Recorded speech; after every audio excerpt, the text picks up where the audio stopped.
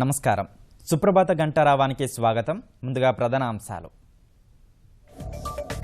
టర్కీలో ప్రభుత్వాన్ని కూలదోసిన సైన్యం, పార్లమెంటుపై బాంబు దాడి, 17 మంది పోలీసులు మృతి.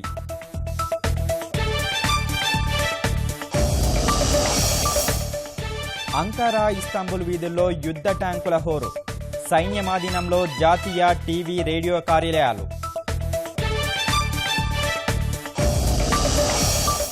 హస్తినలో నేడు అంతర్రాష్ట్ర మండలి సమావేశం, అంతర్గత భద్రత, ఆర్థిక సామాజిక ప్రణాళికలే అజెండా.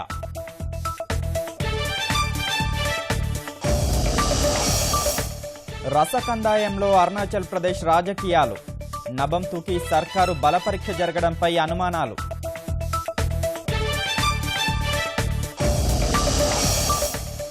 దేవాదుల ప్రాజెక్టుకు కేంద్రం బాసట, తొలి విడతగా 300 కోట్ల నిధులు విడుదల.